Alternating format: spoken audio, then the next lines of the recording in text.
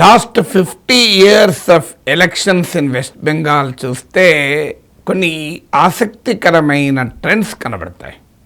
Not just 1 year, 50 years. మొదటి trend ఏంటంటే, ఒక ప్రభుత్వం అధికారంలోకి వస్తే వెంటనే ఆ ప్రభుత్వం ఓడిపోదు. ఇది బెంగాల్ ప్రత్యేకత. ఇప్పుడు కొన్ని రాష్ట్రాల్లో ఈసారి ఎవరు పవర్లో ఉంటే నెక్స్ట్ టైం ఇంకొకరు పవర్లోకి వస్తారు. ఇక్కడ ఏంటంటే, ఒకరు పవర్లో ఉంటే అంత సులభంగా వాళ్ళు పోరు. ఇది ఒక బెంగాల్కు ఉన్న ప్రత్యేకత. 1977లో లెఫ్ట్ ఫ్రంట్ అధికారంలోకి వచ్చింది.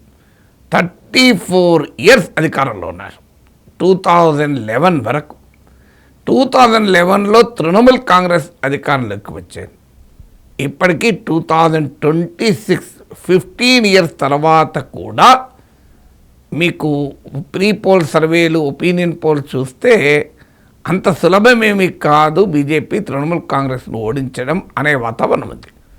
అంటే ఇక్కడ ప్రజలు చాలా నెంబర్ ఆఫ్ టర్మ్స్ అధికారంలో ఉన్న వారికి మళ్ళీ మళ్ళీ అధికారం కట్టబెడుతూ ఉంటారు.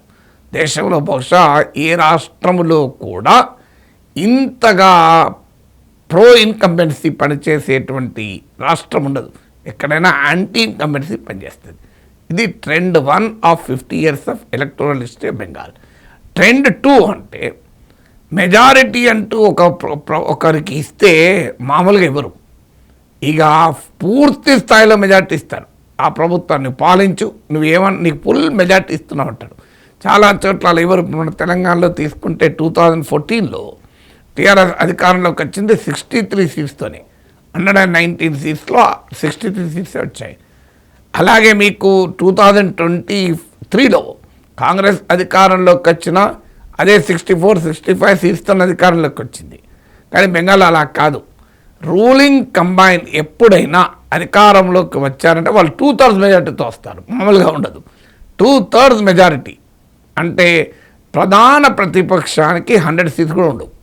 మీకు ఇప్పుడు బీజేపీ ద ప్రిన్సిపల్ అపోజిషన్, బీజేపీకి 294 సీట్లున్న బెంగాల్ అసెంబ్లీలో 77 మాత్రం బీజేపీకి. అందువల్ల సెకండ్ ట్రెండ్, మెజారిటీ అంటూ ఇస్తే ఫుల్గా ఇస్తారు మెజారిటీ, ఒక్కసారికి దించరు, చాలాసార్లు అది అవకాశం ఇస్తారు. ఇది రెండో ట్రెండ్. మూడో ట్రెండ్ తెలుసా, ఇంకో ఆసక్తికర ట్రెండ్. ఒక అధికారంలో ఉన్న వారిని గద్దెదించాలంటే సింగిల్గా పోటీ చేసి ఏ పార్టీ కూడా గద్దెదించలేదు. కూటమి కడితే తప్ప అధికారంలో ఉన్న వారిని ఓడించలేరు. ఎందుకంటే వాళ్ళ 2/3 మెజారిటీ ఉండడమే కాదు, అనేక సార్లు అధికారంలో ఉండడమే కాదు, మళ్ళీ వాళ్ళను గద్దెదించాలంటే ఒక్కరితో సాధ్యమయ్యే పనే కాదు. కూటమి కడితేనే. మీకు 1977లో అధికారంలోకి వచ్చినప్పుడు సిపిఎం నాయకత్వంలోని వామపక్ష కూటమి అప్పటి కాంగ్రెస్ను ఓడించి 77లో అధికారంలోకి వచ్చారు.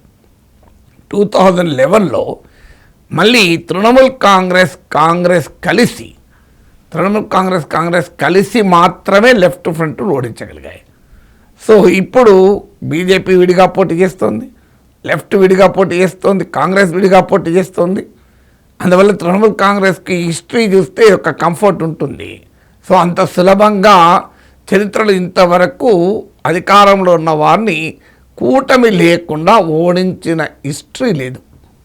ఫోర్త్ పాయింట్ ఏంటంటే, అసెంబ్లీ ఎన్నికల్లో ఎవరైనా గెలవాలి అంటే అంతకు ముందు జరిగిన లోక్సభ ఎన్నికల్లో ఆధిక్యత చూపితే తప్ప సాధ్యం కాదు. సో అంతకుముందు ఎన్నికల్లో, మొదలు లోక్సభ ఎన్నికల్లో ఆధిక్యత చూపాలి, తర్వాతనే అసెంబ్లీ ఎన్నికల్లో గెలవాలి. ఇది బెంగాల్ స్టైల్. మీకు తెలంగాణలో అందుకు రివర్స్. మీకు 2018, 2023 అసెంబ్లీ ఎన్నికల్లో మీకు బీజేపీకి ప్రభావం ఏమీ లేదు. 2024 లోక్సభ ఎలక్షన్లో వచ్చింది, 2018లో ఏమీ లేదు, 2019లో వచ్చింది. కానీ బెంగాల్ అట్లుండదు. ముందు లోక్సభ ఎన్నికల్లో సత్తా చూపినాకనే ప్రజలు నమ్ముతారు, ఓహో ఈ పార్టీ అసెంబ్లీ ఎన్నికల్లో ప్రభుత్వంలో ఉన్న వారిని, అధికార పార్టీని ఓడించి పవర్లోకి రాగలుగుతుందనే విశ్వాసం వస్తుంది. సో అందువల్ల ఇతర రాష్ట్రాల్లాగా లోక్సభ ఎలక్షన్స్, అసెంబ్లీ ఎన్నికలకు భిన్నమైన తీర్పులు ఉండవు ఇక్కడ. సో మీకు ఇంట్రెస్టింగ్ ఏంటంటే, మీకు 77లో మీకు లెఫ్ట్ ఫ్రంట్ అధికారంలోకి వచ్చింది జ్యోతి బసు నాయకత్వంలో. సో లెఫ్ట్ ఫ్రంట్ అధికారంలోకి వచ్చే ముందు మీకు అంతకుముందు కొద్ది నెలల క్రితమే జరిగిన 1977 లోక్సభ ఎలక్షన్స్లో కాంగ్రెస్ పార్టీ దేశమంతా ఓడిపోయింది, బెంగాల్లో కూడా లెఫ్ట్ చేతిలో ఓడిపోయింది. తర్వాత 2011లో మమతా బెనర్జీ అధికారంలోకి వచ్చింది. అంతకుముందు 2009 లోక్సభ ఎలక్షన్లో లెఫ్ట్ పార్టీలను బట్టి గెలిపించగలిగారు. 42 సీట్స్లో 26 గెలవగలిగారు. అంటే ఫస్ట్ లోక్సభ ఎలక్షన్లో ఆధిక్యత వచ్చాకనే అసెంబ్లీ ఎన్నికల్లో ఆధిక్యత వస్తుంది. ఇక్కడ కూడా బీజేపీ ఛాలెంజ్ ఏంటంటే 2024 లోక్సభ ఎలక్షన్స్లో బీజేపీకి ఆధిక్యత రాకపోగా 2019లో వచ్చిన సీట్ల కన్నా కూడా తగ్గినాయి. సో అందువల్ల మీకు బీజేపీ సింగిల్గా పోటీ చేస్తుంది, కూటమిగా కాదు. బీజేపీకి లోక్సభ ఎలక్షన్లో ఆధిక్యత ఈ రెండు కూడా ఎలక్టోరల్ హిస్టరీ ఆఫ్ బెంగాల్ చూస్తే బీజేపీకి ఒక ఛాలెంజెస్. అంటే వీటి ఆధారంగానే గెలుపోవటం ఉండకపోవచ్చు, కానీ history gives very strange characteristics కదా. ఇక 5వది ఒక బలమైనటువంటి నాయకుడు, పెద్ద ఎత్తున ప్రజా సమీకరణ, ప్రజా ఉద్యమాలు నడిపిన అనుభవం ఉన్న నాయకుడు ఉంటేనే గెలవగలుగుతారు బెంగాల్లో. మీరు చూడండి 50 years ఆఫ్ హిస్టరీ ఇతర రాష్ట్రాలు చూడండి, చాలామంది నాయకులు వస్తుంటారు, పోతుంటారు, ముఖ్యమంత్రులు అవుతూ ఉంటారు. కానీ బెంగాల్లో అలా ఉండదు. 1967లో జ్యోతి బసు డిప్యూటీ చీఫ్ మినిస్టర్ అయ్యాడు కోalition గవర్నమెంట్లో. ఆ తర్వాత 10 ఏళ్ళు పట్టింది 1977లో చీఫ్ మినిస్టర్ కావటానికి. 1967లో డిప్యూటీ సీఎం కావటానికి కూడా అనేక ప్రజా పోరాటాలకు నాయకత్వం వహించిన తర్వాతనే అయింది. అంటే సుదీర్ఘ రాజకీయ పోరాటం, ప్రజా పోరాటాల నేపథ్యంలోనే ఒక నాయకుడు ముఖ్యమంత్రి కాగలడు. అలాంటి బలీయమైన నాయకుడు ఉన్న కూటమే అధికారంలోకి వస్తుంది. ఆ తర్వాత మమతా బెనర్జీ కాంగ్రెస్లో ఉండి తర్వాత తృణమూల్ కాంగ్రెస్ పెట్టుకొని వామపక్ష కూటమి పైన ఒక రకంగా బలాదూర్ అంటూ, బస్తీ మే సవాల్ అంటూ స్ట్రీట్ ఫైట్స్ నడిపింది. మామూలు స్ట్రీట్ ఫైట్స్ కాదు. సో లెఫ్ట్ వ్యతిరేక పెద్ద పోరాటాలు, మీకు సింగూరులో టాటాలకు ల్యాండ్ ఇచ్చిన దానికి వ్యతిరేకంగా, నందిగ్రామ్లో ఇండస్ట్రీస్కి ల్యాండ్ ఇచ్చిన దానికి వ్యతిరేకంగా ఒక పెద్ద పోరాటాలు, యాంటీ లెఫ్ట్ మూవ్మెంట్స్ నడిపాకనే ఆమెను ప్రజలు నమ్మారు.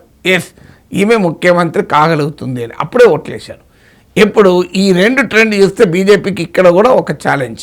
ఏంటా ఛాలెంజ్ అంటే, అలాంటి ఒక సుదీర్ఘ ప్రజా ఉద్యమాలు నడిపి ప్రభుత్వానికి వ్యతిరేకంగా ప్రతిపక్ష నేతగా పోరాటాలు జరిపిన చరిత్ర కలిగిన నాయకుడు లేడు. శువేందు అధికారి ఒరిజినల్ బీజేపీ కూడా కాదు. మమతా బెనర్జీకి నెంబర్ 2గా ఉండే తృణమూల్ కాంగ్రెస్ నుంచి వచ్చిన ఒక ఫిరాయింపుదారుడు. అతని నాయకత్వంలో బీజేపీ ఇప్పుడు అధికారం కొరకు ప్రయత్నిస్తుంది. అందువల్ల ఈ 5 రకాల ట్రెండ్స్ మీకు చెప్పాను.